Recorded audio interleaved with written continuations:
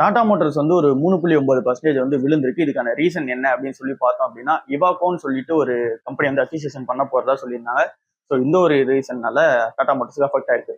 Acquisition பண்றாங்கன்னா இது நல்லது தானே கம்பெனிக்கு அப்படின்னு சொல்லி பார்த்தீங்கன்னா, அக்விசிஷன் பண்றது கண்டிப்பா காசு தேவைப்படும்.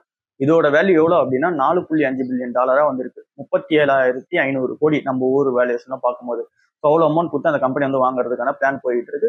ஸோ இது வந்து இவங்களோட பிசினஸ் கரெக்டா இருக்காது அப்படின்னு சொல்லிட்டு இங்க investors and then analyse sentiment எல்லாமே இன்வால்வ் ஆகி இந்த ஷேரை வந்து அடிச்சிருக்காங்க. ஸோ இந்த கம்பெனி என்ன அப்படின்னு சொல்லிட்டு பார்க்கலாம். இவாகோன்றது வந்து யூரோப் பேஸ் பண்ண ஒரு கம்பெனி. ஸோ இந்த கம்பெனி என்னெல்லாம் வித்துட்டு இருக்காங்க அப்படின்னா கமர்ஷியல் வெஹிக்கிள் செக்மெண்ட்ல ஸ்ட்ராங்கா இருக்காங்க. இந்த truck, buses, power train, specialty வெஹிக்கிள்ஸ்ல இருக்காங்க. ஸோ இது வந்து ஒரு பிராண்ட் தான் இவாகோன்றது. இது வந்து எந்த கம்பெனி கீழே வருது அப்படின்னா எக்ஸான்ன்ற கம்பெனி கீழே வருது. ஸோ எக்ஸான் கம்பெனி கீழே ஒரு பிராண்டான இந்த இவாகோ நிறுவனம். ஸோ இதுல வந்து யார் ஸ்டேக் செல் பண்ண போறாங்க அப்படின்னா இந்த நிறுவனத்தை ஓன் பண்ற அக்னிலி ஃபேமிலி தான் வந்து ஸ்டேக் செல் வந்து பண்ண போறாங்க. ஸோ இது எல்லாமே ட்ரேட் டாக்ஸ் தான் போய்கிட்டு இருக்கு, இன்னும் அபிஷியலா வரல. ஸோ அக்னிலி ஃபேமிலி வந்து ஸ்டேக் செல் பண்றதா இருக்கு, அதை டாடா மோட்டார்ஸ் வாங்குறதா இருக்கு. ஸோ இந்த ஒரு ட்ரேட் டீலுக்கான அந்த அக்விசிஷன் பிளான் வந்து போயிட்டு இருக்கு. 2008 லாஸ்டா அந்த ஜாக்வார் அண்ட் லேண்ட் ரோவர் பண்ணும்போதுக்கு அப்புறம் இதுதான் வந்து பெரிய அக்விசிஷனா இருக்கு டாடா மோட்டார்ஸ்க்கு.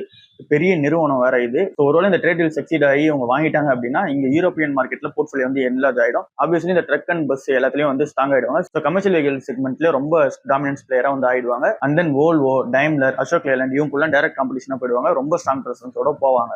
ஸோ இங்க என்ன ஃபியர் வந்து கிரியேட் ஆகுது அப்படின்னா இந்த ஏற்கனவே இப்பதான் டாடா மோட்டார்ஸ் வந்து இப்பதான் கடன் இல்லாத கம்பெனியா வந்து மாறிட்டாங்க. ஸோ திரும்ப வந்து இந்த கம்பெனி வாங்கும்போது மேபி உங்ககிட்ட கேஷ் ஃப்ரீ வந்து நிறைய இருக்கலாம் டாடா குரூப் கிட்ட. பட் திரும்ப வந்து இதுல வந்து கேஷ் செக்மெண்ட் போடணும் உள்ள. ஸோ அந்த அமௌண்ட்லாம் போறது கண்டிப்பா மணி தேவைப்படும். ஒருவேளை கடனை எடுக்கலாம். ஸோ அதெல்லாம் எடுத்தாங்க அப்படின்னா திரும்பவும் அங்க வந்து ரிவைவல் ஆகி இப்போ வரைக்கும் வரணும். ஏன்னா 2008 அவங்க வாங்கின கடன் தான் இந்த ஜாகுவார் லேண்ட் ரோவருக்கு.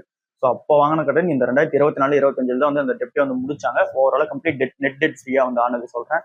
ஸோ அப்படி இருக்கும்போது இப்போ இதை அக்விசிஷன் பண்ணாங்கன்னா இங்கிருந்து இன்னொரு 10-12 வருஷம் வந்து போறதுக்கான சான்சஸ் இருக்கு இந்த அக்விசிஷன்லாம் கம்ப்ளீட் பண்ணி முடிக்கிறதுக்கு. அண்ட் தென் ப்ராஃபிட் வந்து அதுல இருந்து வர ஆரம்பிக்குது. ஸோ இது எல்லாம் தான் சென்டிமெண்ட் வந்து வீக்கா இருக்கு இந்த டாடா மோட்டார்ஸ். அண்ட் தென் இந்த கம்பெனியுமே கமர்ஷியல் வெஹிக்கல், பேசஞ்சர் வெஹிக்கல் தனியாக பிரிச்சுட்டு போற பிளான்லாம் வர இருக்குல்ல. ஸோ அது எல்லாமே இதுல எஃபெக்ட் ஆகுது.